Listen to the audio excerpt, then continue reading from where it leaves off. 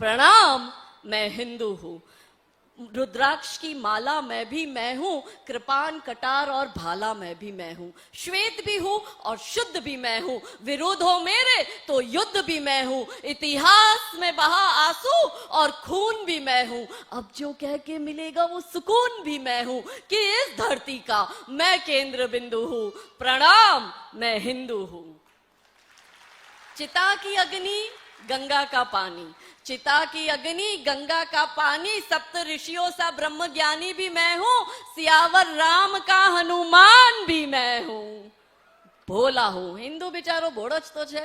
भोला हूं, सरल हूं, तुम्हारा मित्र भी मैं हूं, घोल भी दूं तुमको और घुल भी जाऊं तुम में, कुछ ऐसा चरित्र भी मैं हूं, कि इस धरती का मैं केंद्र बिंदु हूं। प्रणाम, मैं हिंदू हूं। प्रणाम का भाव भी मैं हूं, प्रणाम का भाव भी मैं हूं, आक्रमण का घाव भी मैं हूं, सहनशील स्थिर और शांत भी मैं हूं, देवभूमि भारत का हर प्रांत भी मैं हूं, शक्ति भक्ति ना थकती क्रांति भी मैं हूं, तूफान हूं और तूफान से पहले की शांति भी मैं हूं, कि इस धरती का मैं केंद्र बिंदु हूं। प्रणाम, मैं हिंदू हूं। આજ તો છે હિન્દુનો પરિચય। આપણા અટલ બિહારી વાજપેયીજી કહી ગયા ને, હિન્દુ તન મન હિન્દુ જીવન, રગ રગ હિન્દુ મેરા પરિચય।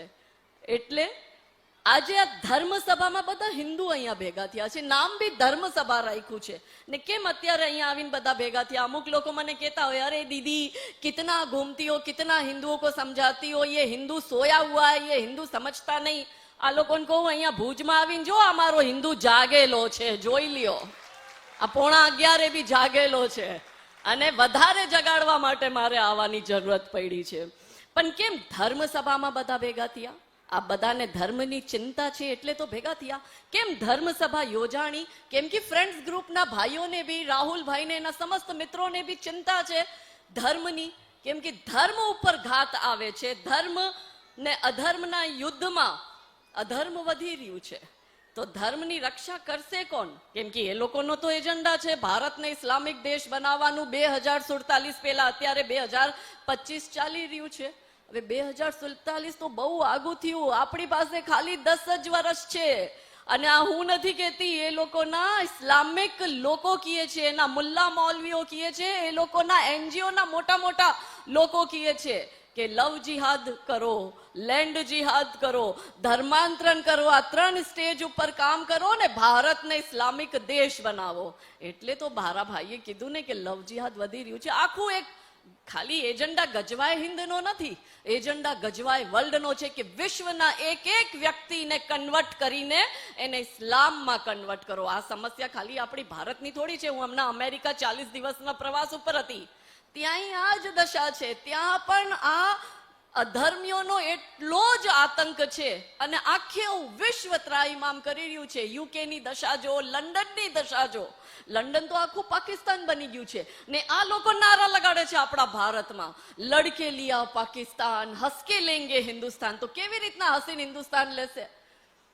આપણે અત્યારે 15મી ઓગસ્ટ ગઈ, સ્વતંત્રતા દિવસ મનાવ્યું, કઈ વાતની આપણે ખુશી મનાવીએ છીએ? આઝાદી પાવીને શું સાચે આપણે આઝાદ થયા છે?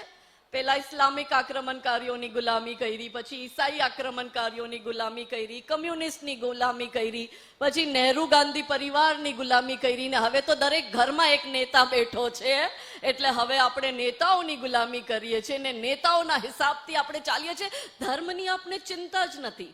તો ધર્મને મળીને બચાવશો ત્યારે ધર્મ બચશે। આ એકલી હું શું કરી લઈશ? એકલા ફ્રેન્ડ્સ ગ્રુપ વાળા શું કરી લેશે? રાહુલભાઈ એકલા શું કરી લેશે? દિલીપ દાદા એકલા શું કરી લેશે?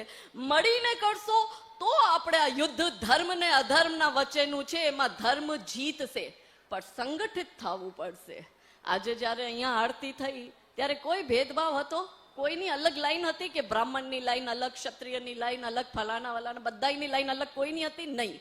બધા જ આવતા હતા ને બધાય મળીને આરતી કરી। આજ તો હિન્દુનું સંગઠન છે, જ્યાં હિન્દુ પોતાને સંગઠિત થઈને ગણપતિ દાદાના ચરણોમાં આશીષ માંગે છે, મસ્તક નતમસ્તક કરીને દેશની રક્ષા માટે આપણે વાત કરીએ। બારે પોસ્ટર ઓપરેશન સિંદૂરનું લાગેલું છે। આ બધાય મળીને તો કર્યું, કોઈ એકે થોડી કર્યું। રામ મંદિર બી જ્યારે આપણે બનાવ્યું ત્યારે મળીને સંઘર્ષ કર્યો। કેવો 500 વર્ષનો સંઘર્ષ હતો રામ મંદિરનો, કેટલી રક્ત રંજિત થઈ સરયું, અયોધ્યાની ભૂમિ રક્ત રંજિત થઈ, કેટલા સંતો મહેંતોએ બલિદાન આપ્યું. અને આપણે ગુજરાતીઓએ તો જોયું છે, આ ગોધરામાં 59 કાર સેવકોને જિંદા જલાવી દીધા હતા. એ 500 વર્ષનું સંઘર્ષ હતું કે અંતત ધર્મની જીત થઈ, અધર્મનું નાશ થયું. અને ગયા વર્ષે બધાય મળીને રામલલ્લાને ભવ્ય રામ મંદિરમાં બેસાડ્યા. પણ મોરલ ઓફ ધ સ્ટોરી, મળીને કર્યું, સંગઠિત થઈને કર્યું, એક થઈને કર્યું. 1990 ના એ દશકમાં તમે જઈને કોઈને પૂછો, અયોધ્યામાં પેલો કેમેરામેન જાતો અને માઇક ઉપર હિન્દુને જઈને પૂછતો તેરી જાત ક્યાં હૈ, ને ત્યાં ઉભો પ્રત્યેક હિન્દુ કહેતો કે મેં હિન્દુ હું, મારી કોઈ જાતિ નથી, હું હિન્દુ છું. અને ત્યારે જ આપણે આ સંઘર્ષમાં જીતી શક્યા કે રામ નામ કા ગૌરવ જીતા, રામ નામ કા ગૌરવ જીતા, સત્ય સનાતન સૌરવ જીતા, અવધपुरी की माटी जीती, केसरिया परिपाटी जीती, जीता लाल लहू कोठारी, तपो साधना जीती सारी, जीती है हुंकार हमारी और हिंदुआ धार हमारी, भगवा ओढ़ अयोध्या जीता, काशी का गंगाजल जीता, चोटी जीती वंदन जीता और भाल का चंदन जीता, जीत गई घनघोर तपस्या, जीत गई गीता की शिक्षा, जीत गए हनुमंत जानकी, जय जय हो करुणा निधान की, और क्या जीते अब की बारी. संघर्ष ચાલી રહ્યું છે બીજા સાઈડમાં. और क्या जीते अब की बारी, काशी मथुरा की तैयारी, और आतंकी और रंग पर भारी, एक अकेला भगवा धारी. મળીને કરશો તો થાશે. રામ મંદિર બનાવ્યું, હવે આપણે મનમાં કઈ ઈચ્છા છે? વડીલોની ઈચ્છા છે. મન કહેતા હોય ઘણી જગા જાતીઓ કે દીકરા રામ મંદિર તો બની ગયું, હવે રામ રાજ્ય ક્યારે આવશે? રામ ભગવાન પણ રામ રાજ્ય ક્યારે લાવી શક્યા? અધર્મીઓનું નાશ કર્યું, રાક્ષસોનું નાશ કર્યું, દુષ્ટોનું નાશ કર્યું, ત્યારે તો રામ ભગવાન બી રામ રાજ્ય લાવી શક્યા. તો ફરી આ કલયુગમાં જ્યારે આપ રામ મંદિર બનાવ્યું ને રામ મંદિરથી રામ રાજ્યની જે આખી યાત્રા છે એમાં રામ રાજ્ય મળીને કોને લાવવું છે મારી બહેનો? આપને લાવવું છે. કેમ કે જ્યારે જ્યારે અધર્મ વધ્યું છે અને ધર્મ કમજોર થયું છે તો દરેક કાલખંડમાં સતયુગ હો, ત્રેતાયુગ હોય, દ્વાપર યુગ હોય કે કલયુગ હોય, માં દુર્ગા હોય, માં સીતા હોય, માં દ્રૌપદી હોય કે કલયુગની આ બધી રાણીઓ, રાણી ચિન્નમા રાણી, અબ્બકા રાણી, દુર્ગાવતી રાણી, કમલાવતી રાણી, નાયિકા દેવી, જીજા માતા, જયવંતા માતા, પદ્મિની માતા, અહિલ્યા માતા, પન્નાધાઈ, આ બધી નારી શક્તિનો ઇતિહાસ ઉઠાવીને જો દરેક કાલખંડમાં અધર્મ જ્યારે મજબૂત થાય ત્યારે ધર્મની સ્થાપના માટે સદૈવ નારી શક્તિ જન્મ લીધો છે. ને આ યુગમાં બી મારી બહેનો તમારે જ આ ધર્મની રક્ષા કરવી છે ને ધર્મની સ્થાપના પણ તમે જ કરી શકશો, રામ રાજ્ય પણ તમે જ લાવી શકશો. અને ભારતને વિશ્વગુરુ બી કોઈ બીજું નહીં બનાવી શકે મારી બહેનો. ભારતને વિશ્વગુરુ બી આ આર્ય ભૂમિની આર્ય વીરાઓ જ બનાવી શકે છે. આ બધું નારી શક્તિનું કામ છે, હું નથી કહેતી. ઋગ્વેદ કહે છે માતા નિર્માતા ભવતી, માતાઓનું કામ છે નિર્માણ કરવાનું. જેવી માતા હશે સંતાન એવી થશે, સમાજ એવું થશે, રાષ્ટ્ર એવું થશે. પણ હવે માતાઓ શું થઈ ગઈ છે? હવે માતાઓ રીલ માતાઓ બની ગઈ છે. એ પોતે રીલ બનાવે છે અને પોતાની દીકરીને પણ રીલ બનાવતા શીખડાવે છે. પોતે સંસ્કારહીન થઈ ગઈ ત્યારે તો આજે આપણી દીકરીઓ આ જિહાદીઓના ઘરે જાય છે. અત્યારે 26 ઓગસ્ટે હમણાં જ 2 દિવસ પહેલા આપણે પુણ્ય જોહર સ્મૃતિ દિવસ પદ્મિની માતાની યાદમાં મનાવ્યું. 722 વર્ષ થઈ ગયા. 722 વર્ષ પૂર્વ પદ્મિની માતાએ કોઈ ખિલજીની ગંદી નજર અને એના મૃત શરીરને પણ ના ટચ કરી શકે તો માતા પદ્મિની 16,000 બહેનો સાથે જોહર કુંડમાં કૂદીને પોતાના શરીરનું ત્યાગ કરે. એવું 722 વર્ષમાં શું બદલી ગયું છે કે હસતા હસતા આપણી દીકરીઓ આ જિહાદીઓના ઘરે વહી જાય છે, બુરખો પહેરવા માટે બી તૈયાર થઈ જાય ને ગૌમાંસ ખાવા માટે પણ તૈયાર થઈ જાય છે. એ જ તો ભૂમિ છે, એ જ સંસ્કૃતિ છે, એ જ મંદિર છે, એ જ સંસ્કાર છે, એ જ વેદ છે, એ જ પુરાણ છે, એ જ ભગવાન છે, એ જ માતૃભૂમિ. કાંઈ જ અંતર નથી, બધું જ એ છે. તો પરિવર્તન એવો શું આવી ગયો 722 વર્ષમાં કે આપણી દીકરીઓ હસતા હસતા વિધર્મીઓના ઘરે જાય છે? કારણ એક છે કેમ કે માતા નિષ્ક્રિય થઈ ગઈ છે. માતાઓએ ધ્યાન દેવાનું છોડી દીધું છે. આ માતાઓની જવાબદારી છે કે પોતાની દીકરીઓનું ધ્યાન રાખે. હવે આપણી દીકરીઓનું ધ્યાન રાખવા માટે આપણે શું કરવું પડે? બચપનથી આપણે એને એવા સંસ્કાર આપવા જોઈએ કે આખા વિશ્વમાં જ્યારે તમે તમારી દીકરીને મોકલો ને ભણવા માટે, અથવા તમારો આંગણ ઘરનો પાર કરીને જ્યારે તમારી દીકરી બહાર નીકળે, તો માતા પિતાને એટલી ખાતરી હોવી જોઈએ કે કોઈ આફતાબ આપણી શ્રદ્ધાના 35 કટકા કરે એની પહેલા આપણી શ્રદ્ધા એના કટકા કટકા કરીને ઘરે પાછી આવી જોઈએ. એવી દીકરીઓ તૈયાર કરો. આ નાનપણથી ટ્રેનિંગ થતી આપણી નાયિકા દેવી ગુજરાતની રાણી પાટણની. તમે જો મોહમ્મદ ગૌરી આક્રમણ કરવા આવે, એને લાગે કે આ તો વિધવા થઈ ગઈ છે, એનું આટલું મોટું સામ્રાજ્ય છે, આના ઉપર હું કબજો કરીશ. અને મોહમ્મદ ગૌરી આબુની ઘાટી ઉપર આવે, 12મી શતાબ્દીની વાત કરું છું, અને પોતાની સેના લઈને આવે, અને ત્યારે પછી પોતાના દૂતને મોકલે કે રાણીને જા, પાટણમાં જઈને મારા સંદેશ આપ. પેલો દૂત જાય રાણીસા પાસે, અને રાણીસાને કહે કે મોહમ્મદ ગૌરી આબુની ઘાટી ઉપર પોતાની સેના લઈને આવી ગયો છે ને એ આક્રમણ કરશે પાટણ ઉપર. જો તમે મોહમ્મદ ગૌરીની આ ત્રણેય શરત માનશો તો એ તમારા રાજ્ય ઉપર આક્રમણ નહીં કરે. રાણીસાએ કીધું કે કઈ શરતો છે? તો કે પહેલી શરત ઇસ્લામ સ્વીકાર કરો, બીજી શરત એનાથી મોહમ્મદ ગૌરીથી નિકાહ કરો, ને ત્રીજી શરત તમારા પાટણનું જેટલું ધન ધાન્ય છે, એ વખતે સ્ટેટ વ્યવસ્થા હતી કે જેટલું ધન ધાન્ય છે એ બધું જ મોહમ્મદ ગૌરીને આપો. રાણી ખૂબ હોશિયાર. રાણી કીધું જા, તારા રાજાની ત્રણેય શરત મંજૂર. એને જઈને કહી દે કે રાણીએ હા પાડી દીધી છે. યા રાણીસા દૂતને હા કહીને મોકલે, પાછળથી પોતાના સેનાપતિને બોલાવે, ને સેનાપતિને કે ચલ મને કે કેટલા હાથી છે, કેટલા ઘોડા છે, કેટલા આજુબાજુના રાજાઓ. એ વખતે બી સંધિઓ થતી હતી કે કોઈ એક રાજા ઉપર યુદ્ધ થશે, આક્રમણ થશે, તો આજુબાજુના જેની સંધિઓ થઈ છે એ રાજા ઇન્વોલ્વ થશે યુદ્ધમાં. તો રાણી સાહેબને કહે કે ચલ બતાવ મને કેટલા રાજાઓ અત્યારે તૈયાર છે, કેટલા સૈનિકો અત્યારે તૈયાર છે યુદ્ધ લડવા માટે. તો પેલો જે સિપાહી છે એનો સેનાપતિ, એ તો ડરી જાય. એ કે તમારો નાનું બાળક, એનું બી નાનું બાળક હતું, કોઈ 1.5-2 વર્ષનું. આપણે રાણી લક્ષ્મીબાઈનું તો સાંભળ્યું, 1857માં પાછે બાળક બાંધીને યુદ્ધ લડવા ગઈ હતી અંગ્રેજોથી, પણ એ તો 1857 એટલે 19મી શતાબ્દીમાં. આ હું તમને 12મી શતાબ્દીની વાત કરું છું. આપણા ગુજરાતનો જ ઇતિહાસ છે.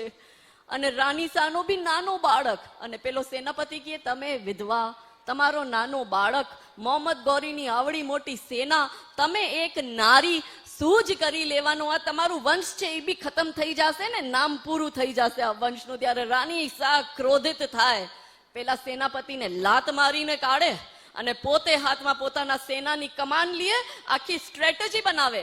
બીજી સાઈડમાં દૂત જ્યારે આબુની ઘાટી ઉપર જાય ને મોહમ્મદ ગૌરીને સંદેશ આપે કે રાની સા તો માની ગઈ, એને તો ત્રણેય તમારી શરતો માની લીધી. તો આ લોકો તો રાજી થઈ જાય, કેમ કે આ લોકોમાં તો છે ને કે સ્ત્રી શું છે, એની કિતાબમાં લખ્યું છે कि महिला है वो खेती है, जितना मर्जी उतना उसको जोतो, बच्चा पैदा करने की मशीन है महिला, और मात्र उपभोग की वस्तु है, काम तृष्णा की पूर्ति मात्र महिला है. तो એને બી લાગ્યું કે આ હિન્દુઓની મહિલાઓ બી એવી જ હશે, કમજોર જ હશે ને અમે પણ એનું ઉપભોગ કરશો. એ મારી રાણી જ્યારે આ હોશિયારી દેખાડી ને એના પાસે જ્યારે એનો દૂત ગયો, તો રાજા એવો રાજી થઈ ગયો કે આ તો બધા દારૂ પાર્ટી કરવા લાગ્યા ને બધા દારૂ પી પાઈને સૂઈ ગયા. અને જ્યારે સૂતા, રાણી રાતે અંધેરામાં પોતાની સેના લઈને આ સૂતા બધા દારૂ પીના જ્યારે બધા સૂઈ ગયા હતા, ત્યારે રાણી પોતાના સેના સાથે આ લોકો ઉપર તૂટી પડે ને મોહમ્મદ ગૌરીની આખી સેનાને ખતમ કરે. પાછળ એને બી બચ્ચો બાંધેલું હોય, અને મોહમ્મદ ગૌરી જોએ કે આ રાણીએ તો મારી આખી સેના ખતમ કરી દીધી ને મોહમ્મદ ગૌરી પોતાની જાન બચાવીને અહીંયાથી જાય, ત્યારે રાણીસા પાછળ એને ઘોડો લઈને મારવા જાય ને રાણીસાને લાગે કે આ તો મારા હાથથી થોડોક દૂર થઈ ગયો, તો એના હાથમાં મોટી કતાર હોય, એ મોટી કતાર રાણીસા એટલી જોરથી એને મારે કે એના લોવર બેકમાં જઈને લાગે એ કટાર, એને સીધો સિંધ જઈને રોકાઈને ત્યાં જઈને એને ખબર પડે કે આ ગુજરાતની રાણીએ તો મને નપુંસક બનાવીને મોકલી દીધો. એવી હતી આપણી રાણીઓ. મોહમ્મદ ગૌરી 13 વર્ષ સુધી પાછો ભારત નહીં આવ્યો कि इतिहास चुराए नहीं है, हमने इतिहास बनाए हैं और लाखों शीश कटे हैं रण में, तब जाके हिंदू कहलाए हैं. હા, આપણો ઇતિહાસ શું થઈ ગયું આટલા વર્ષોમાં આ ઇતિહાસને કે આપણી બહેનો એક વ્યક્તિ જ્યારે એનાથી છેડતી કરતો હોય તો એ પ્રતિકાર કરવાથી ડરે, બારે એકલી જવાથી ડરે, હોસ્પિટલ પણ એકલી જઈ નથી શકતી, ઘરમાં બે મહેમાનો આવી ગયા હોય તો એને ચિંતા થઈ જાય કે મારે તો 2 જણાની રસોઈ કરવી પડતી હશે. ને એ જમાનામાં એવી રાણીઓ હતી જે તલવારના એક ધારથી 100 જિહાદીઓના માથા કાપતી, કેમ કે એ લોકોને બચપનથી આવી ટ્રેનિંગ દીધેલી હતી મારી બહેનો. એટલે ફરી આ કલયુગમાં ધર્મ વધ્યું છે. આ લોકોની આટલી હિંમત થઈ જાય છે અબ્દુલ આફતાબની કે આપણી જ સામે આપણા ઘરમાં ઘૂસીને આપણી દીકરીઓને એ લોકો ઉઠાવીને લઈ જાય છે, પર આપણે નિષ્ક્રિય થઈને બેઠા રહીએ છીએ, આપણે પ્રતિકાર નથી કરતા. કેવી રીતના ભારત ઉપર કબજો કરશે? લવ જિહાદ, લેન્ડ જિહાદ, ધર્માંતરણ, વક્ફ બોર્ડ, ના બેટીઓ, ના આપણી દીકરીઓ સુરક્ષિત, ના જમીનો સુરક્ષિત, ના મંદિર સુરક્ષિત, ના ગૌ માતા સુરક્ષિત, આપણું કાય જ સુરક્ષિત નથી. દશો દિશાઓથી આપણે ઘેરી જઈ ચૂક્યા છે. માત્ર આ 10 વર્ષ આપણી પાસે છે મારી બહેનો. જો આ 10 વર્ષમાં તમે નહીં સાચવો તો ના આવા ગણપતિ હોય, ના આવા પૂજા પંડાલો હોય, ના એવી ભક્તિ આરતી હોય, કાંઈ જ નહીં થાય. તમે બધા જાલીદાર ટોપીમાં ને મારી બહેનો તમે બધા બુરખામાં હશો. હવે અહીંયા બેઠા બેઠા કોઈ બહેનના મનમાં પ્રશ્ન આવશે, બધું જ અમને કેમ કયો છો બહેનો, ને કેમ તમે ટોકો છો, આ ભાઈઓને કઈ કયો? તો મારી બહેનો એવું છે, નારી સાથે શક્તિ શબ્દ જોડાનું છે, પુરુષ સાથે શક્તિ શબ્દ નથી જોડાનું. નારી એ જ શક્તિ છે. આ બિચારો પુરુષ તો સહન શક્તિ છે, જે સહન કરે છે. આપણે એક ઘરમાં પેલા વરને કેવા દબાવો છો, એવી હોશિયારી દેખાડો ત્યાં જઈને કે જ્યારે જિહાદી આપણા સમાજની દીકરીને લઈ જાય ત્યારે આવા હાથમાં ધોકા લઈને એના ઘર સુધી પહોંચો અને દેખાડો પોતાનો આખો દુર્ગા સ્વરૂપ. ત્યારે તમે પોતાનું દુર્ગા સ્વરૂપ ના દેખાડો, ત્યારે તમે નારી શક્તિ ના દેખાડો. નારી શક્તિની આપણે ડેફિનેશન ચેન્જ કરી નાખી. શું ડેફિનેશન કરી? વૃક્ષારોપણ કરે, એક પૌધાને 50 જણા પાણી પીવડાવે ને લખે સોશિયલ મીડિયા ઉપર #નારી શક્તિ. નેતા આવે એના માટે બહેનોની ભીડ ભેગી કરવી, #નારી શક્તિ. મરીજને જઈને સેવ ને કેળા ને ફલ ફ્રૂટ હોસ્પિટલમાં જઈને દેવું, #નારી શક્તિ. આ એ દેશની નારી શક્તિ હોય જ નથી શકતી. નારી શક્તિ શું છે? નારી શક્તિ એ છે કે જેને પોતાના ધર્મ માટે, પોતાના સ્વાભિમાન માટે, પોતાની એક ઇંચ જમીન માટે સંઘર્ષ કર્યું. નારી શક્તિ રાણી કમલાવતી છે, જે નિજામોની સામે ના ઝૂકીને જલ સમાધિ લીધી. રાણી લક્ષ્મીબાઈ છે, જે ઈસાઈ આક્રમણકારી બ્રિટિશર્સની સામે ના ઝૂકી અને એન્ડ તક એને યુદ્ધ કર્યું. નારી શક્તિ અહિલ્યા માતા છે કે એને જોયું કે આ હિન્દુ સમાજ ધર્માંતરણ કરી રહ્યું છે, આ મુસલમાન બની રહ્યું છે, ને આ કબરોની સામે જઈને માથા ફોડે ત્યારે એક અહિલ્યા માતા હાથમાં શિવ લઈને નીકળી પડે છે ને ચારો દિશામાં મઠ, મંદિર ને ધર્મશાળા બનાવે છે. એ તો નારી શક્તિનું કામ છે. ધર્મ બચાવવાનું કામ નારી શક્તિનું છે. પર કરશો કેમ? આપણે તો નિશ્ચિંત થઈને બેસી ગયા. આપણે સાંજે 5 વાગ્યાથી રાતે 11 વાગ્યા સુધી એકતા કપૂરની સિરિયલ જોવા બેસી ગયા.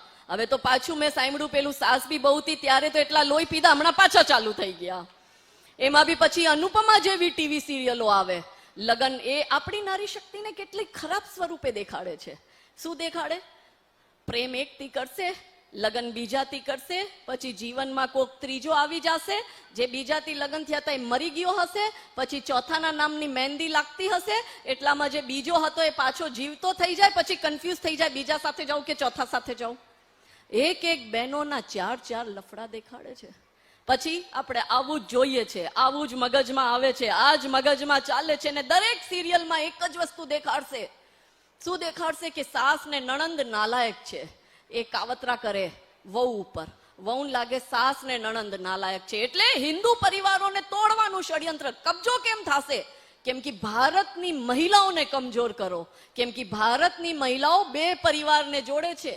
કુટુંબ વ્યવસ્થા છે ને આપણી આ, સાસરો પક્ષ ને પિહર પક્ષ. એનું દિમાગ ખરાબ કરો. એક બહુ મોટી યુનિવર્સિટીની બારે લખ્યું હતું કે किसी भी देश को बर्बाद करना है तो वहां पे बम, बारूद, असला, गोला, मिसाइल डालने की जरूरत नहीं है.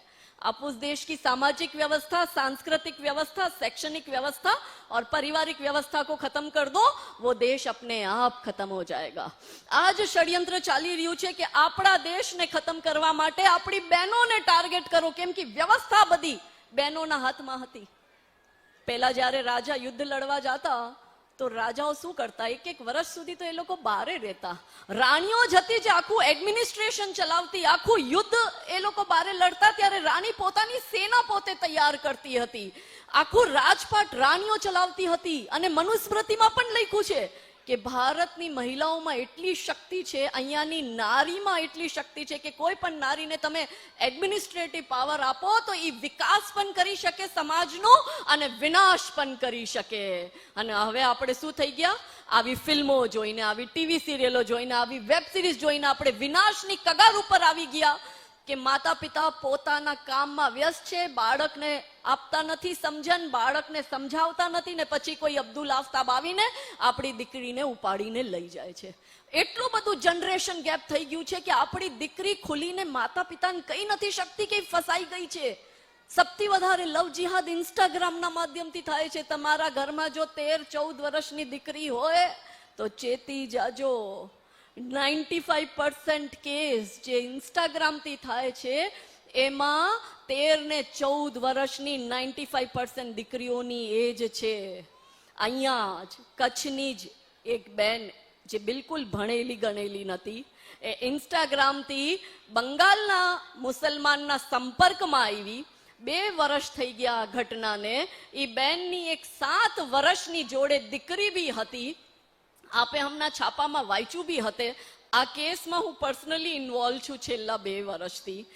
આજથી 2 વર્ષ પહેલા બંગાળનો મુસલમાન જે બેનને ભણતા ગણતા નતું આવતું, એ બેનના હાથમાં ફોન હતો, એ બેનને ઇન્સ્ટાગ્રામથી ફસાવીને બેન એને એની 7 વર્ષની દીકરીને ભગાડીને લઈ ગયો. અહીંયાની પોલીસે ખૂબ હેલ્પ કરી. મેં એમાં નેશનલ ચાઇલ્ડ કમિશનને ઇન્વોલ્વ કરી, કેમ કે 7 વર્ષની દીકરી હતી. એક સેકન્ડ માટે વિચારો, આપણી દીકરી હોય તો. અને પોલીસે અલગ અલગ ટીમ બનાવીને મોકલી. જ્યારે ખબર પડ્યું કે એ કેરલાનો હતો ઓરિજિનલ, કેરલા ટીમ મોકલી, મહારાષ્ટ્ર મોકલી, મધ્યપ્રદેશ ટીમ મોકલી, રાજસ્થાન મોકલી, બંગાળ મોકલી. એ માં દીકરીનું કોઈ હતું પતું જ નહીં. ક્યાં ગઈ માં દીકરીઓ? પછી કોર્ટમાં ગયા તો કોર્ટે ઓર્ડર આપ્યો, છતાં માં દીકરી ના મળી. ને હમણાં ગુજરાત હાઈકોર્ટનો લેટેસ્ટ ઓર્ડર આવ્યો કે એટીએસ ને કીધું છે કે કચ્છ પોલીસ એટીએસ સાથે મળીને ગોતો માં દીકરી ક્યાં ગઈ. હવે ક્યાં ગઈ માં દીકરી? કેરલા સ્ટોરી કેટલા જોઈ? જરાક હાથ ઊંચા કરીને મને કયો. અમુક લોકોએ નથી જોઈ, અમુક લોકોએ જોઈ છે. 50% લોકોએ આ સભાગારમાં કેરલા સ્ટોરી નથી જોઈ. અરે ભાઈઓ, આ એકતા કપૂરને જોવા બંધ કરો, આ કરણ જોહર ને આલિયા ભટ્ટને જોવા બંધ કરો. આ જો કેરલા સ્ટોરી કોઈ ફિલ્મ નથી, આ સાચી ઘટના છે. હવે તમારા જ કચ્છની માં દીકરી ક્યાં છે? એનો બાપ રોય છે દર વર્ષે. આજે મારી દીકરી હોત 8 વર્ષની થઈ ગઈ હોત, આજે મારી દીકરી હોત 9 વર્ષની થઈ ગઈ હોય. કોઈ મરી જાય તો આપણે 12મું 13મું કરીને પૂરું કરીએ કે ભાઈ ગયા હવે ભગવાનના ધામે. પર એ પિતાની શું દશા થતી હોય જ્યારે એને ખબર નહીં કે એની દીકરી ક્યાં છે, કઈ હાલતમાં છે. એને મારી નાખી, વેચી નાખી, એના ઓર્ગન કાઢીને વેચી નાખ્યા, એને વેશ્યાવૃત્તિમાં નાખી દીધી કે એને આઈસીસના આતંકવાદીઓને વેચી નાખી. દીકરી ક્યાં છે? હું નથી કહેતી, આ ગુજરાત હાઈકોર્ટ કહે છે કે ગોતો તો ખરી. 2 વર્ષ થઈ ગયા. સૌથી વધારે લવ જિહાદના કેસ તમારા કચ્છમાં આવે છે. આખા ગુજરાતમાંથી સૌથી નંબર 1 ઉપર કચ્છ છે. ને એમાં બી ભુજની ઘટના તો જો. હવે એ માતા પિતા જે હિન્દુ દલિત સમાજના હતા, અનશન ઉપર બેઠા કે મારી દીકરીને ગોતી લાવો. 1 મહિના સુધી દીકરી ન લાવી. અને દીકરીને ક્યારે લાવી? જ્યારે દીકરી હાઈકોર્ટ પહોંચી ને હાઈકોર્ટથી સિક્યોરિટી માંગી અને સિક્યોરિટી લાવવા પછી કચ્છ પોલીસ એને રજૂ કરે છે.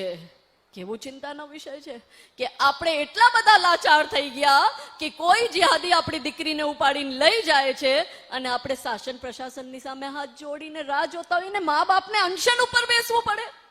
1 મહિનામાં એ દીકરીનું કેટલું બ્રેન વોશ કર્યું હશે? 1 મહિનામાં એ દીકરી સાથે શું શું કર્યું હશે આપણે કલ્પના નથી કરી શકતા. એટલે તમારે ચેતી જવાની જરૂરત છે કે તમારી દીકરી તો કોઈ એવા વ્યક્તિથી વાત નથી કરતી. હવે આ લોકો નવું શીખી ગયા, કેમ કે હવે ખબર પડી ગઈ કે આપણી દીકરીઓ હોશિયાર થઈ ગઈ. હવે એ અબ્દુલ આફતાબથી દોસ્તી નથી કરતી. તો આ લોકો શું કરે છે? અમર જે છે એ અબ્દુલ બનીને, અબ્દુલ જે છે એ અમર બનીને સોશિયલ મીડિયા ઉપર ફેક આઈડી બનાવે. ફેક આઈડી બનાવીને આપણી બહેનોને ફસાવે છે, આપણી દીકરીઓને ફસાવે છે. પછી એના કોમ્પ્રોમાઇઝ સિચ્યુએશનના નંગુ પંગુ ફોટો લઈ લઈએ. 3-4 દિવસમાં આપણે આપણી દીકરીને જરાય વિજિલન્ટ નથી કરી. આપણે આપણી દીકરીને બિલકુલ ના શીખામણ આપી કે ત્રીજા, ચોથા, 5મા દિવસે તો એની સાથે જોયા વગર ઇન્સ્ટાગ્રામમાં ઈલું ઈલું ચાલુ થઈ જાય ને એની પાસે આપણી દીકરીની નંગી પુંગી ફોટો આવી જાય અને એ ફોટો ઉપર આપણી દીકરીને બ્લેકમેલ કરે ને પછી આપણી દીકરીનું બલાત્કાર કરે. અને પછી દીકરી પાસે 2 જ વિકલ્પ હોય, કાં તો એ દીકરી સુસાઇડ કરે, કાં એ દીકરી એની જોડે ભાગી જાય. ચિંતાનો વિષય છે. ગમે એની દીકરી હોઈ શકે છે, તમારી પણ હોઈ શકે, તમારા પાડોશીની બી હોઈ શકે. આપણે એમ નિશ્ચિંત થઈ જાય કે મારી દીકરી સાથે થોડી થયું છે તો બાજુમાં આગ લાગી છે તો આપણા ઘર સુધી બી આવશે. એટલે દરેક સમાજમાં દરેક વ્યક્તિની જવાબદારી છે. લવ જિહાદ કેમ રોકશો આપણે? એક હું થોડી રોકી શકીશ. બધાઈ મારી બહેનો તમે જાગૃત થાશો તો લવ જિહાદ રોકી શકશો. અહીંયા હવે તો પેલા તો 10 માંથી 10 કેસ કુંવારી છોકરીઓના આવતા હતા. હવે મને કહેતા શરમ આવે છે, પણ 10 માંથી 6 કેસ, 5 થી 6 કેસ લગ્ન કરેલી પરિણીતા બહેનોના આવે છે. કેમ કે ષડયંત્ર છે. એક કુંવારી છોકરીને આ જિહાદી ઉપાડીને લઈ જાય તો એક જ છોકરીનું જીવન બરબાદ થાય, પણ પરિણીતાને જો એ ભગાડીને લઈ જાય તો 2 કુટુંબ બરબાદ થાય. પિયર પક્ષ બરબાદ, સસુરાલ પક્ષ બરબાદ. અને એ જ દીકરીને પટાવીને ફસાવીને લઈ જાય. જેના નાના નાના બાળક હોય તો એ બાળકનું બી જીવન બરબાદ. આપણે જોઈએ છે ને સોશિયલ મીડિયામાં, આપણા ગુજરાતમાં છેલ્લા 2-3 વર્ષમાં એવી ઘટનાઓ થઈ છે કે પરિણીતા બેન પોતાના મુસ્લિમ પ્રેમી સાથે મળીને પોતાના પતિની હત્યા કરે. હવે પતિ મરી ગયો, પોતે વહી ગઈ જેલમાં, નાના નાના બાળકોને દાદા દાદી મોટા કરે. હવે એ બાળકો ક્યારે પણ સાધારણ જીવન જીવી શકશે? આ દુનિયા ટોનો મારશે કે તારી માએ તો તારા બાપની હત્યા કરી. શું એ બાળકો ક્યારે સામાન્ય જીવન જીવી શકશે? નહીં જીવી શકશે. ક્યારે એ બાળકો આ ટોર્ચરમાંથી બહાર નીકળશે? નહીં નીકળી શકશે. એટલે ષડયંત્ર છે કે કમ્પ્લીટલી હિન્દુ પરિવારને બરબાદ કરો. એટલે સોફ્ટ પાવરના માધ્યમથી ઘર ઘરે ઘૂસી ગયા છે કે બોલિવૂડની ફિલ્મો એવી બનાવે છે કે છોકરો જે હશે, હીરો જે હશે મુસલમાન હશે, હિરોઈન જે હશે હિન્દુની હશે. અને પિક્ચરો એવી બનાવશે કે આપણા યુવા છોકરા છોકરીઓ, તમારા પણ દીકરા દીકરીઓ અહીંયાથી 10મું 12મું ભણીને જ્યારે બારે ભણવા જશે, કદાચ ગુજરાતમાં કોઈ અલગ યુનિવર્સિટીમાં જાય, ગુજરાતથી બારે ક્યાંક એડમિશન મળે ત્યાં જાય, અથવા દેશથી બારે ક્યાંક એડમિશન મળે ત્યાં જાય, તો માતા પિતાને એ ખાતરી આપશે કોણ? આ બોલિવૂડની ફિલ્મો પિક્ચર એવી બનાવે એટલે આપણી દીકરીઓ આને જોય. એની દરેક પિક્ચરમાં અલી, મોલા, સુભાનલ્લા ગીત હોય. આ ભૂંગરા તો જોર જોરથી આ લોકોના 5 ટાઈમ વાગતા જ હોય છે. હવે આપણા સબકોન્શિયસ માઇન્ડમાં, હું નથી કહેતી, વિજ્ઞાન કહે છે કે તમારા સબકોન્શિયસ માઇન્ડમાં જે વાત જાય તમારું આચરણ પણ આવું થઈ જાય. અને ત્યારે આપણી દીકરીને એમ લાગે કે અરે અરે અરે આ બોલિવૂડ વાળા શાહરૂખ જો ગૌરીને કેવો સાચવે છે, આ આમિર ખાનને જો, આ સૈફ અલી ખાનને જો. અને આપણી દીકરી એને જોઈને કન્વર્ટ થાય છે. આપણી દીકરીને આપણે એટલી નથી સમજાવી કે ગાંડી, ઓલાને શાહરૂખ બોલિવૂડ વાળો મળ્યો છે, તને શાહરૂખ પંચર સાટવા વાળો મળ્યો છે. અંતર સમજ. આપણી દીકરીની અંતર સમાજ છે કોણ? એ સમજાવવાની જવાબદારી દરેક માતાઓની છે. તમારા ઘરમાં દીકરી નથી તો પડોશમાં તો છે, કુટુંબમાં તો છે. બધાની જવાબદારી લેવી પડશે. હું શું કામે નીકળી છું દોડી? હું શું કામ થાઉં? આટલા કેસ મારા ઉપર થાય છે, મને જેલ જવું પડે છે, આટલી મને ધમકીઓ મળે છે, મને શું મળે છે? સમાજની ચિંતા છે એટલે બારે નીકળું છું. દરેક દીકરીની ચિંતા છે એટલે બારે નીકળું છું. કેમ કે આ આર્યભૂમિની આર્યવીરોએ સંઘર્ષ આ માતૃભૂમિ માટે, આ ધર્મ માટે કર્યું હતું. પણ અંતર એવું છે કે હિન્દુ જે છે એ આમદની વધાવીને ઘર લેવામાં પડ્યો છે, ને પેલો જે જિહાદી છે એ આબાદી બઢાવીને દેશ ઉપર કબજો કરવા માંગે છે. ને દેશ ઉપર કબજો કરવા માટે એને હથિયાર કોને બનાવ્યું? તો એને હથિયાર આપણા હિન્દુ સમાજની બહેનો દીકરીઓને બનાવી છે. આપણે લોકો રોટી કપડા મકાનના ચક્કરમાં પડી ગયા. પણ યાદ રાખજો મારા ભાઈ બહેનો કે જ્યારે જ્યારે અધર્મ વધે અને ધર્મ કમજોર થાય તો રોટી छीन ली जाती है, कपड़े उतार लिए जाते हैं और मकान जला दिए जाते हैं. આ બંગાળ આપણી સામે જ છે. આ જોઈ લ્યો, મુર્શિદાબાદના હિન્દુને માલદામાં જઈને શરણ લેવી પડે છે. કેરલા આપણે જોયું. બીજાની ક્યાં પંચાયત કરવું? તમારું પોતાનું કચ્છ એમાં 250 ગામ હિન્દુ વિહીન થઈ ગયા છે. હિન્દુ વિહીનનું મતલબ સમજો છો? કચ્છના 250 ગામડા મારી પાસે લિસ્ટ છે નામ સાથે. એ 250 ગામડામાં એક પણ હિન્દુ નથી રહ્યો ને પશ્ચિમ કચ્છ તો તમારા હાથથી જતું જ રહ્યું છે. ને અહીંયા જે થોડા ઘણા કિસાનો હજી ખેતીવાડી કરે છે તો એના ઉપર બી અટેક કરે છે કે આ કિસાનો અહીંયાથી ઘર છોડીને જાય. થયા જ છે અટેક, આપણે જોયા જ છે. ક્યાર સુધી તમે લોકો ડરશો અને ક્યાં સુધી આ ચલાવશો? પાકિસ્તાનથી ભાગીને હિન્દુ ભારત આવે છે, અફઘાનિસ્તાનથી ભાગીને હિન્દુ ભારત આવે છે, બાંગ્લાદેશથી ભાગીને હિન્દુ ભારત આવે છે. પણ ભારતના હિન્દુએ વિચાર્યું છે કે એ ભાગીને ક્યાં જશે? અને પૈસા વાળોને અલગ ઘમંડ કે હું તો અમેરિકા, ઓસ્ટ્રેલિયા, કેનેડા મોકલી દઈશ. અરે ભાઈઓ, અહીંયા પણ હાલત આવી જ આપણી ખરાબ છે. એ લોકો ત્યાં બી યુકે આખું જતું રહ્યું છે, કેનેડા આખું જતું રહ્યું છે. અમેરિકા હું નજરે જોઈને આવી છું, એવી ખરાબ અમેરિકાની દશા છે. માટે ચેતી જાજો. ભારતમાં 13 રાજ્યોમાં ને 250 થી વધુ જિલ્લોમાં હિન્દુ અલ્પસંખ્યક થઈ ગયો. આપણા સરદાર વલ્લભભાઈ પટેલે સંઘર્ષ શેના માટે કર્યો હતો? અખંડિત ભારત માટે કર્યો હતો.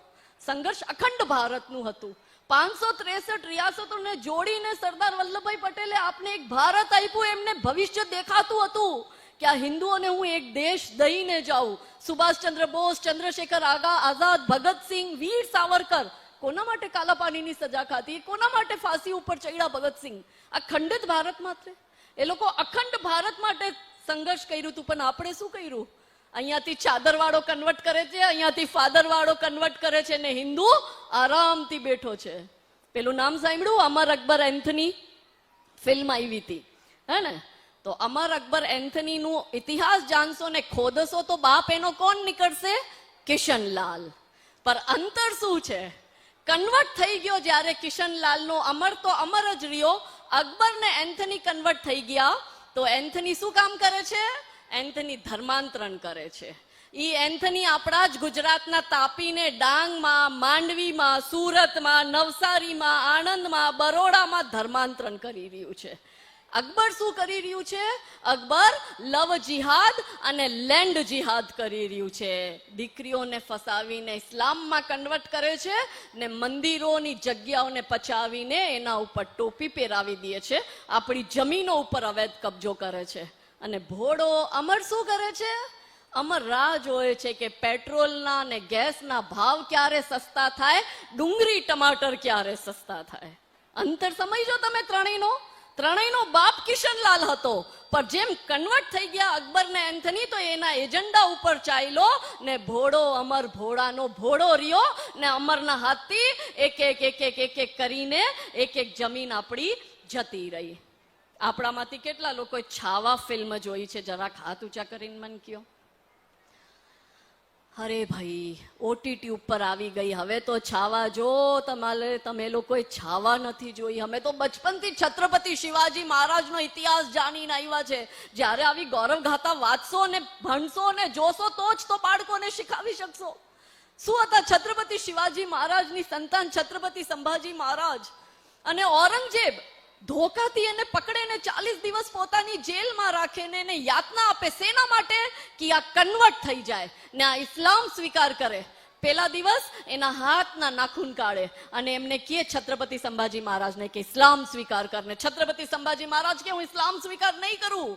બીજા હાથના નખ કાઢે અને કે ચલ ઇસ્લામ સ્વીકાર કર. છત્રપતિ સંભાજી મહારાજ કે હું ઇસ્લામ સ્વીકાર નહીં કરું. પછી પગના નખ કાઢે, ઇસ્લામ સ્વીકાર કર. છત્રપતિ સંભાજી મહારાજ કે નહીં કરું. બીજા પગના નખ કાઢે અને મહારાજજી કે હું નહીં કરું ઇસ્લામ સ્વીકાર. પછી મહારાજજીના શરીરની ચમડી કાઢી નાખે કે ઇસ્લામ સ્વીકાર કરને. મહારાજજી કે હું ઇસ્લામ સ્વીકાર નહીં કરું. પછી જે ચમડી કાઢી એમાં જ નમક અને મરચા ભરે ને કે ઇસ્લામ સ્વીકાર કરને. છત્રપતિ સંભાજી મહારાજ કે ઇસ્લામ સ્વીકાર નહીં કરું. અને સળિયા ગરમ લઈને બે આંખો ફોડવા જાય ત્યારે ઔરંગઝેબ કહે કે તું ખાલી ઇસ્લામ સ્વીકાર કર દે, તારો રાજા રજવાડો તારી પાસે રહેશે ને હું તારી સાથે સંધિ કરીશ ને મિત્રતા કરી લઈશ, તું ઇસ્લામ સ્વીકાર કર. અને છત્રપતિ સંભાજી મહારાજ કહે ઇસ્લામ સ્વીકાર નહીં કરું ને એની બે આંખોમાં સળિયા નાખીને આંખો ફોડી નાખે.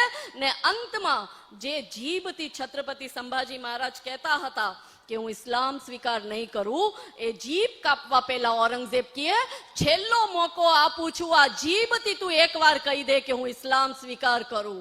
અને છત્રપતિ સંભાજી મહારાજ કે નહીં કરું, અને એની જીભ કાપી નાખે ને પછી છત્રપતિ સંભાજી મહારાજના કટકા કટકા કરી નાખે. એ તો રજવાડું હતું, આવડા મોટા રાજા હતા, ઉત્તર તો આખું એમના હાથમાં. તો એને જરૂરત શું હતી આ યાતના સહન કરવાની? ફ્રેન્ડશિપ જ તો કરવી હતી, હાથ તો મિલાવો હતો ઔરંગઝેબ છી. એને આપણા માટે આ સંઘર્ષ કર્યું, આ મહાન માતૃભૂમિ માટે, આ ધર્મ માટે સંઘર્ષ કર્યું, આવનારી પેઢીઓ માટે દ્વાર ખોલી નાખ્યા કે કૂતરાઓની જેમ દૂમ ના હિલાવતા, તમે લોકો કન્વર્ટ ના થાતા. મેં જીવ દીધો છે રાજા થઈને, તો તમે પણ ધર્મ માટે જીવ દેજો, પણ આ ધર્મને બચાવજો. એ મેસેજ હતો कि इतिहास हमारा पढ़ लेना, रक्त से शब्द सजाए हैं, सर कटे थे धड़ लड़े थे, तब जाके हिंदू कहलाए हैं. હા ઇતિહાસ. પણ શું થયું? બોલિવૂડ વાળો ફિલ્મ નથી બનાવી. સ્કૂલ કેરિક્યુલમમાં તો બાબરથી ઔરંગઝેબની આપણે પીઢીઓ રટાવી દીધી છે. બોલિવૂડ વાળા ફિલ્મ ના બનાવે, સ્કૂલ કેરિક્યુલમમાં આવે નહીં, માતા પિતાને ખબર નહીં, બાળકને, દીકરીને, દીકરાને કહેશે કોણ? એક ઘટના તો તમારા કચ્છની એવી થઈ છે કે એક હિન્દુ છોકરો મુસ્લિમ છોકરીના પ્રેમમાં પડીને એ હિન્દુ છોકરો પોતે જ મુસલમાન બની જાય છે. વિચારો, મુસ્લિમ છોકરાના પ્રેમમાં આપણી દીકરી પડીને મુસ્લિમ બને છે, પણ મુસ્લિમ દીકરી જ્યારે આપણા હિન્દુ છોકરાથી પ્રેમ કરે છે તો આપણા દીકરાને મુસલમાન બનાવે છે. એટલે કેવી રીતના ગજવાય હિન્દ થશે, કેવી રીતના ભારતને ઇસ્લામિક દેશ બનાવશે? આવી રીતના આપણે ગાંધારીની જેમ આંખ ઉપર પટ્ટી બાંધીને બેસી ગયા. આપણી સામે અત્યારે કર્ણાવતીમાં કયા ભાઈચારાની તમે વાત કરો? આ કર્ણાવતીમાં નયન સંતાનીને માર્યો, કેટલાને ખબર છે? હાથ ઊંચા કરીને જરાક મને કયો. અરે બાપા, લોકોને ખબર બી નહીં. કઈ દુનિયામાં જીવો છો? આ હમણાં અઠવાડિયા પહેલા કર્ણાવતીમાં એક ઈસાઈ સ્કૂલમાં એક હિન્દુ છોકરો જે 10મા ધોરણમાં ભણતો હતો, નયન સંતાની, એને 8મા ધોરણના એ જ સ્કૂલના મુસ્લિમ વિદ્યાર્થીએ છરી પેટમાં ઘુસાઈને મારી નાખ્યો. આ ખબર આટલા ચેનલમાં આવી, આટલા પેપરમાં આવીને ખબર બી નહીં. શું થશે આપણું? મને તો હવે સાચી ચિંતા થાય છે કે આપણી આજુબાજુમાં શું થાય છે આપણે ખબર નથી, કે આપણી દીકરી સુરક્ષિત નથી, આપણો દીકરો પણ સુરક્ષિત નથી. હવે તો આપણું બાળક જે સ્કૂલમાં ભણે છે એ બી સુરક્ષિત નથી. જાશે ક્યાં હિન્દુ? છે તમારો કોઈ એક દેશ? આ લોકો અધર્મીઓ આટલા વધી ગયા છે. કેવી રીતના રામ રાજ્ય લાવશો? કેવી રીતના શાંતિ લાવશો? જ્યાં સુધી અંતિમ જિહાદી આ વિશ્વમાં છે ત્યાં સુધી લખી લ્યો, વિશ્વમાં શાંતિ આવી નથી શકતી. એટલે મારા ભાઈઓ બહેનો, ઇતિહાસ આપણું યાદ રાખો. આ ગૌરવશાળી ઇતિહાસમાં ઘણા લોકોએ આપણા માટે સંઘર્ષ કર્યું છે, જીવનો દાન દીધો છે આપણા માટે, આ માતૃભૂમિ માટે. એટલે સમસ્યા છે તો સમાધાન પણ છે. હવે આટલું નતું ખબર, મેં કીધું હું નથી ઈચ્છતી કે તમે મારી જેમ જેલ જાઓ, તમારા ઉપર ફતવા નીકળે, તમારા ઉપર દર્જનો કેસ થાય, તમને જાનથી મારી નાખવાની ધમકી આપે, બધા જ લોકો તમને હેરાન કરે. હું એવું નથી ઈચ્છતી કે તમે આમ કરો, પણ જે હું અત્યારે સમાધાન દઈને જાઉં છું, એટલીસ્ટ આટલું કરવાનું ચાલુ થઈ જાશો તોય બહુ મોટો પરિવર્તન આવશે. તો બોલો, તૈયાર છો સમાધાન સાંભળવા માટે? કહેશો કે દીદી સમસ્યા તો કીધી, હવે સમાધાન કયો? તો સમાધાન નંબર 1, આપણે આજે આ બધી ચર્ચા કરી, તો સમાધાન નંબર 1 શું છે? આજે હવે ઘરે જાશો તો મોડું થઈ ગયું છે. કાલે સવારે પેલું કામ શું કરશો? પોતાના 5 પરિચિતને ફોન કરીને આજે જે આપણે સત્સંગ કર્યો એના ઉપર ચર્ચા કરવાની છે. બોલો, કરશો? આમ કરશો? ઓલો જો એનો 8મા ધોરણનો છોકરો આમ ઘુસાવીને આમ વારીને આપણા છોકરાની હત્યા કરે છે ને આપણો છોકરો કોકરોચ થી બીવે છે અને તમે આમ હા કરો છો. આમ થોડી બચાવશો? બોલો, થાશે? હા, આ બેઠા બેઠા જઈને ફોન ઉપર પંચાયત ઓછી કરવાની ને 5 લોકોને આજે જે ચર્ચા કરી એ ચર્ચા એ લોકો સુધી પહોંચાડવાની ને એ લોકોને કહેવાનું કે પોતાના ગ્રુપના 5 લોકોને આગળથી આગળ આ ચર્ચા પહોંચાડો. બોલો, કામ થશે? સમાધાન નંબર 2, બીજું સમાધાન શું છે? હિન્દુ સંગઠનથી જોડાઓ. તમારામાંથી કેટલા લોકો હિન્દુ સંગઠનથી જોડાયેલા? હાથ ઊંચા કરીને કયો. હા, તો બાકીઓ કેમ નથી જોડાના? જ્યારે તમારા છોકરાને મારવા આવશે પેલો અબ્દુલ ફૌજ લઈને, ત્યારે તમે પછી રોશો અમને કોઈ બચાવવા નથી આવ્યું. તો જ્યારે કોઈના છોકરાને ઈ મારતો હતો તો તમે બચાવવા ન ગયા, તો પછી તમારો વારો આવશે તો તમને કોણ બચાવવા આવશે? તમારો પૈસો બચાવવા નહીં આવે, તમારો પાડોશી બચાવવા નહીં આવે, તમારો બિઝનેસ પાર્ટનર બચાવવા નહીં આવે, તમારા રિલેટિવ બચાવવા નહીં આવે. તમને જો કોઈ બચાવવા આવશે ને તમારા માટે જો કોઈ ગોળી ખાશે તો અમારા બજરંગ દળનો ભાઈ જ તમારા માટે ગોળી ખાવાનો. એટલે હિન્દુ સંગઠનથી જોડાઈ જાઓ ને તમારી દીકરીઓને દુર્ગા વાહિનીથી જોડો. બોલો થાશે? ત્રીજું કામ શું કરવું છે? સેલ્ફ ડિફેન્સની ટ્રેનિંગ લેવાનું ચાલુ કરી દો. એના 13 વર્ષના છોકરાને કાપતા આવડે છે, એના 5 વર્ષનો છોકરો આમ મુંડી ફેરવીને કાપી નાખે છે. તમે छिपकली કોકરોચ નેતી બીવો છો. આત્મરક્ષા કરતા આવશે તો જ પોતાને બચાવી શકશો. આજ પોલીસ હતી, આજ શાસન પ્રશાસન હતું, આજ સ્કૂલ હતી, આજ પ્રિન્સિપલ હતા, આજ ટીચર હતા, પણ તોય અંદર જઈને છોકરાને મારી આવ્યો ને પેલો મુસલમાન. અને કયો ભાઈચારો? સ્વીડનમાં કુરાન જલાવે તો કચ્છના મુસલમાનો રેલી કાઢે છે કે સ્વીડનમાં કુરાન જલાવી. ફિલિસ્તીનમાં કંઈક થાય છે, યુક્રેનનું અને રશિયાનો વોર ચાલે છે, ઇઝરાયલ અને ફિલિસ્તીનના વોર ચાલે છે. એ લોકો માટે અહીંયા કચ્છના મુસલમાનો રેલીઓ કાઢે છે. પણ અહીંયા પેલા નયનને મારી નાખ્યો, કોઈ પણ કચ્છના મુસલમાને રેલી કાઢી? કોઈ આવ્યો તમારો તથાકથિત ભાઈ તમને બચાવવા? કોઈ નહીં આવે. હા, આખો એજન્ડા છે હિન્દુઓને મૂર્ખ બનાવીને, ભાઈચારાના નામનો ચૂરન ચટાવીને, ભાઈચારાની ભાંગ ગોળીને હિન્દુને પીવડાવીને કબજો કરવો. એટલે સેલ્ફ ડિફેન્સ કરતા શીખી જાઓ. કોઈ ગેરંટી કામ આવવાની નથી. તમારી આત્મરક્ષા જ તમારી સુરક્ષાની ગેરંટી છે. એટલે સેલ્ફ ડિફેન્સની ટ્રેનિંગ લેવાનું ચાલુ કરી દો. બોલો થાશે? પછી નેક્સ્ટ શું કરશો? બાળકો પેદા કરો. એક બાળક પેદા કરો છો અમારી બહેનો, 2 તો કરો. પેલી રૂકસાના અફસાના દર્જનો છોકરાઓ પેદા કરે છે. હવે મને હાથ ઊંચા કરીને કયો, અહીંયાથી કેટલા લોકો એવા છે જેનું ખાલી એક જ બાળક છે? હાથ ઊંચા કરીને કયો. માતાજીના સમ છે? હાથ ઊંચા હજી કરો. હા, કેટલા એવા છે જેને 2 બાળક છે? હવે કેટલા એવા છે જેને 3 બાળક છે? જો સંખ્યા ઘટતી જાય. કેટલા એવા છે જેને 4 ને 5 બાળક છે? છે જ નહીં. પેલી રૂકસાના અફસાના જો દર્જનો પેદા કરે છે. जीत उसकी होती है जिसकी संख्या ज्यादा होती है. તમારી સંખ્યા છે, તમે ઇન બિન ને તીન. ઘરમાં માતા પિતા ને છોકરું, પરિવાર વ્યવસ્થા તો થઈ નહીં, કેમ કે એકતા કપૂરે બગાડી દીધા. સાસુ સસરા જોતા નથી, દેવર જેઠ જોતા નહીં, અમે તો એકલા જ રહેશો ને, ઇન્ડિવિડ્યુઅલ રહેશો ને. એક જ પરિવારમાં માતા પિતા ને છોકરું. આવડું મોટો તમે બંગલો બનાવ્યો, બારે ઓલો પંચર સાટવા વાળો અબ્દુલ જોય છે કે ભાઈ મહેતાજીએ તો બંગલો મારા માટે બનાવ્યો છે, પટેલ સાહેબે બંગલો મારા માટે બનાવ્યો છે, ત્રિવેદી ભાઈ દોશીભાઈએ બંગલો મારા માટે બનાવ્યો છે. એને તો એક બાળક પેદા કર્યું છે. આ ફોજ 12-15 ની 18 ની મેં કરી છે. હવે એ 15-18 જણા એ ઘરમાં ઘૂસશે અને કહેશે ચલો નીકળો નીકળો, તો તમારે શું કરવું પડશે? નીકળવું જ પડશે ને. જેમ કાશ્મીરમાંથી હિન્દુઓ નીકળ્યા છે, બંગાળમાંથી હિન્દુઓ નીકળે છે, કચ્છમાં 250 ગાંવ હિન્દુ વિન થઈ ગયા, નીકળી ગયા. લડશે કોણ? સેલ્ફ ડિફેન્સ આવશે તો ઈ 15-18 જણા જયારે તમારા ઘરમાં ઘૂસીને તમને મારવા આવશે તો આપણા 2-3 જાશે, તો એનાય 2-4 તો આપણે લઈને જાશો ને. મોત તો બધાય ના આવવાની. અમરનો પટ્ટો તો કોઈ લખાવીને આવ્યો નહીં. તો કાયરોની જેમ ક્યાર સુધી જીવશો? નક્કી તમારે કરવું છે. આ ધર્મ અને અધર્મના વચ્ચેનો ઘનઘોર યુદ્ધ ચાલી રહ્યું છે. હવે અમુક લોકો એવા છે જેમ કે છે ના અમારે તો આ યુદ્ધમાં પાર્ટિસિપેટ જ નથી કરવું.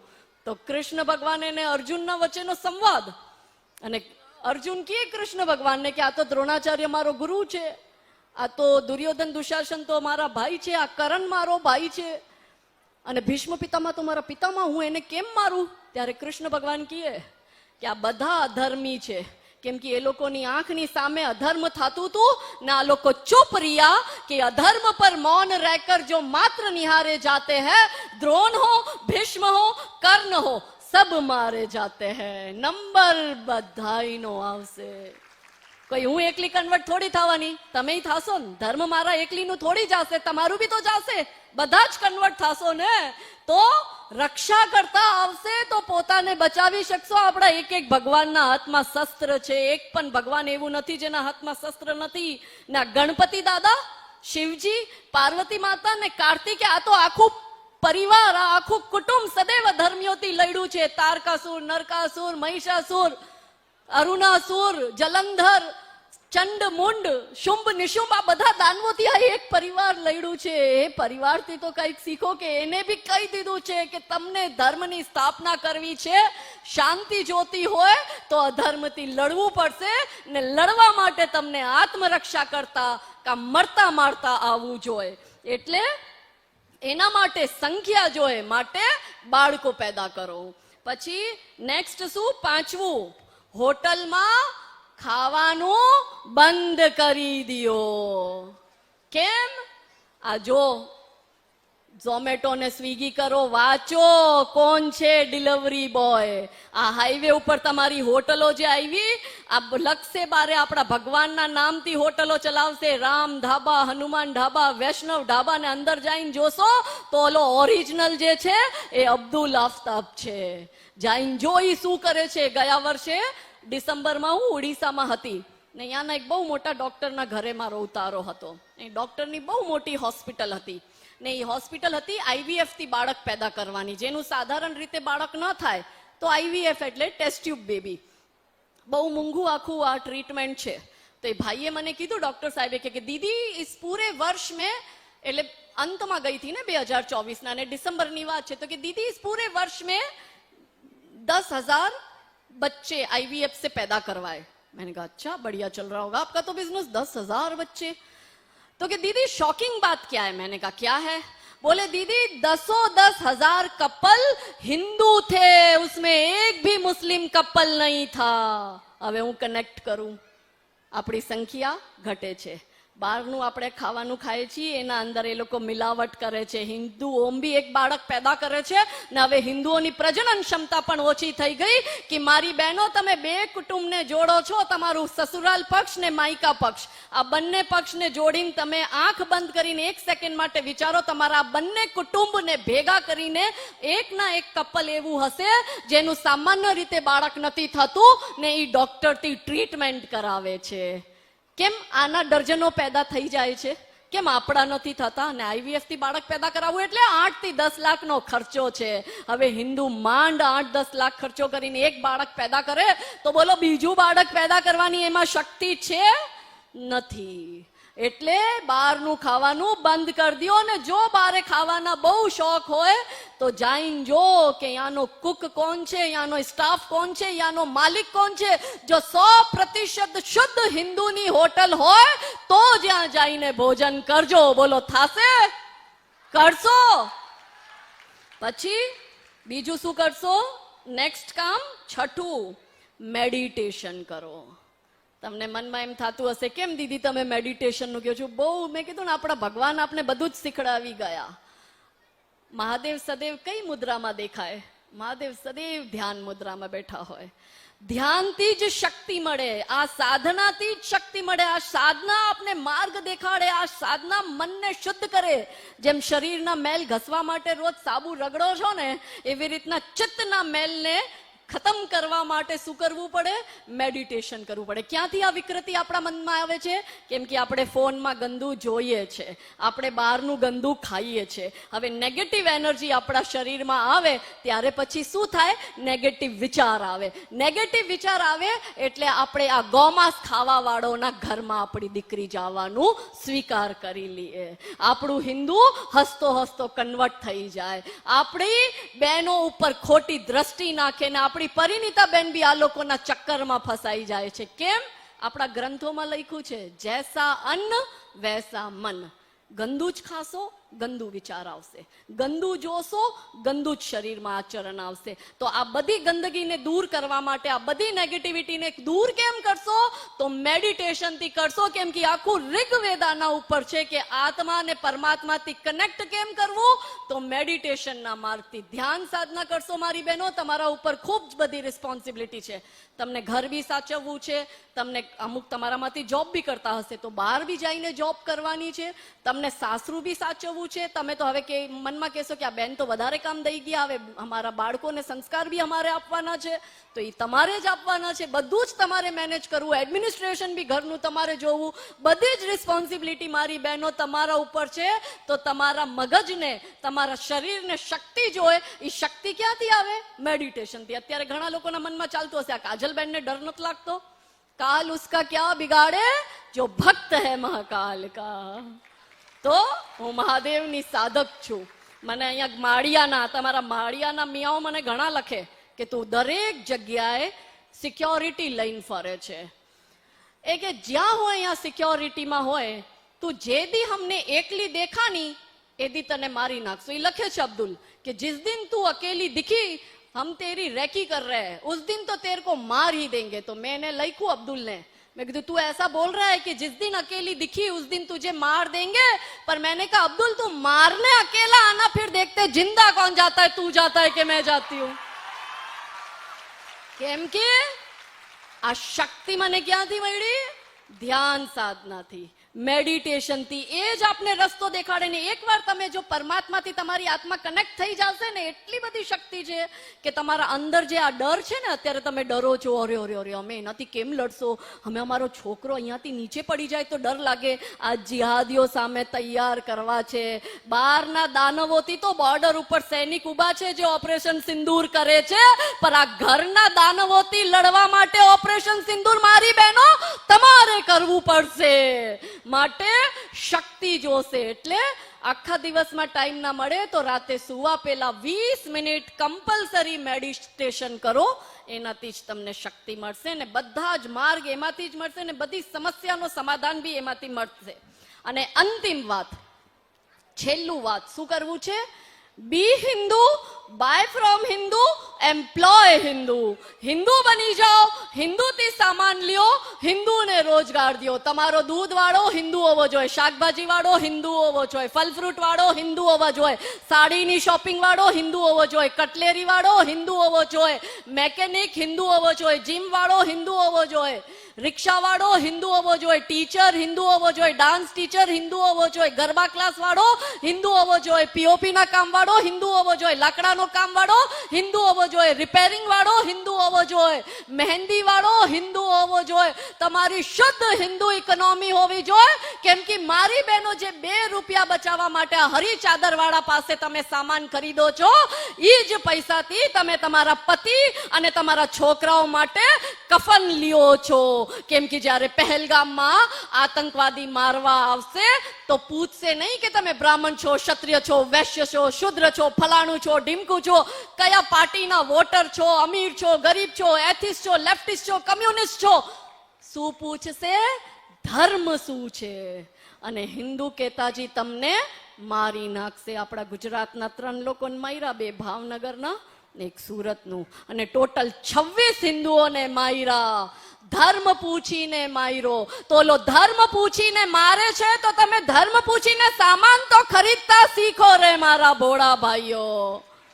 થાશે તો અંતમાં હવે તમે છે ને આ રોવા વોવાનું કામ બંધ કરી દો. આ રોવાનો સમય ગયો, આ લડવાનો સમય છે, આ સુવાનો સમય નથી. આ જગને કા ઓર જગાને કા સમય હે. મારી બહેનો વિલાપ કરવાનું છોડી દો, રણચંડીનું રૂપ ધારો અને આવા બધા અધર્મીઓનું નાશ પણ તમે કરો.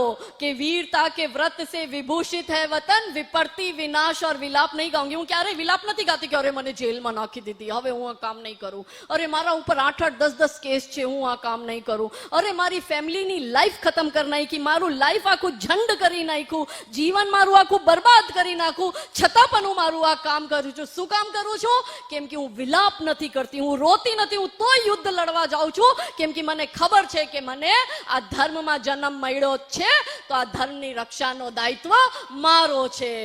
के वीरता के व्रत से विभूषित है वतन, विरक्ति विलाप और विलाप नहीं गाऊंगी, नीर नहरों में नहीं ज्वार अखियों में होगा, क्लेशकारी कष्ट की कथाएं नहीं गाऊंगी, प्रेम अनुराग सद्भावना की बात होगी, प्रज्ञा से विहीन में प्रथाएं नहीं गाऊंगी, और जीजाबाई पन्नाधाई पद्मनी की वंशजा हूं, जीजाबाई पन्नाधाई पद्मनी की वंशजा हूं, लड़के मरूंगी पर व्रथाएं नहीं गाऊंगी।